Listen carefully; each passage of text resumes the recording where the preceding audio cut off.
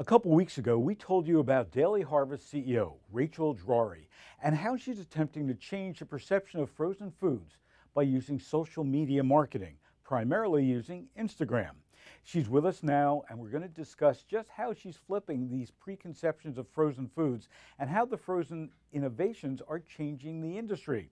So, Rachel, first of all, let's start. Why be in the frozen food business, which is an area of decline in the supermarket? So what Daily Harvest is aiming to do is to solve a modern eating dilemma. We all aspire to eat a certain way throughout the day, but what happens is life gets in the way. We're busy and we never have the time to actually eat in that way.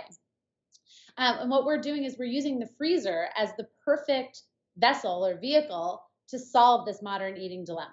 We're not necessarily going after frozen for the sake of going after frozen, but what we're trying to do is to solve a need in the market by using frozen. So tell me what the advantages of using frozen is. Yeah. So there are a few people, there are lots of misconceptions out there about frozen. A lot of people associate frozen with things like frozen chicken nuggets or, dinosaur shaped pepperoni, or I don't know. Or pizzas that have 100 different ingredients to them. Exactly. People associate it with hyper refined, hyper processed, things that are filled with chemicals and things that frankly aren't very good for us.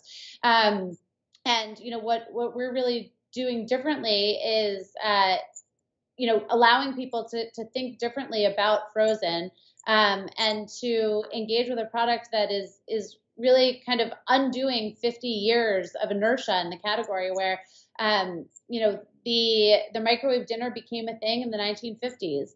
And at that time, it solved a very real problem. But what we've learned since then is that what we've done to our food and what we've done to the category as a whole has gone counter to what customers want. So customers are looking for things that are unrefined, unprocessed, in their purest form. And what is wonderful about frozen is that you can do that. Frozen before the microwave dinner was a way that societies froze food, preserved food in a natural way without using any of these things. By kind of taking that concept of going back in history, and kind of thinking about what customers want today, we're able to provide this new world of frozen that is answering customer demand. So, Rachel, you've decided not to go to the retail path, but go direct to consumers. Why? So we're all direct to consumer currently. So we're not in any retailers. And by going direct to consumer, we're able to really own our relationship with our customers, and we're able to educate them on things like, hey, that blueberry that you're buying in Whole Foods, you think it's so good and fresh, but it was picked green. It was picked before it reached its nutritional peak, and then it spends 6 weeks going to, finding its way to the supermarket. And by the time you're getting it, yeah, it's better than other things, but it's not as good as the blueberry, was right when it was picked. In contrast, something that is farm frozen, which is how we procure all of our ingredients, is picked at its nutritional peak. And then all of those nutrients are actually maintained by the freezing process. So, when you're considering buying something in grocery that's, probably pretty far off the vine, to frozen's going to win.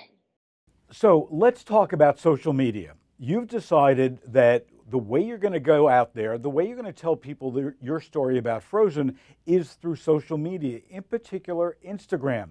Tell me about why you decide to do that and how successful it's become. Right. So Instagram has been a huge channel for us. And the reason why is because our target demographic is already living and breathing on Instagram. They're going there for their everyday wellness inspiration. They're going there for, what's crave worthy at the minute, at the moment, and what the influencers in their life are eating, and what their morning routines look like, and all of these aspects that kind of add to this health and wellness lifestyle. So by going through Instagram, we've been able to connect with the right customer, and share the right message. Plus, it's food. I hate to use this term, but like food porn, it's a thing, and especially in social media and Instagram um, as our channel of choice for this. It's the perfect way to show these beautiful drool-worthy pictures that catch customers' eyes. And what's next for Daily Harvest? What's next for Daily Harvest? We just launched 3 soups actually 2 days ago.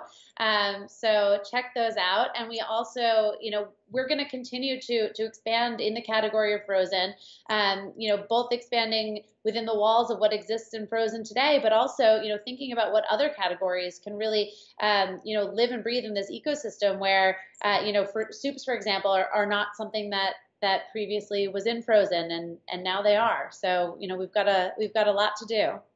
So Rachel, thanks for joining us. Good luck, and I can't wait to taste some of those soups. Thank you.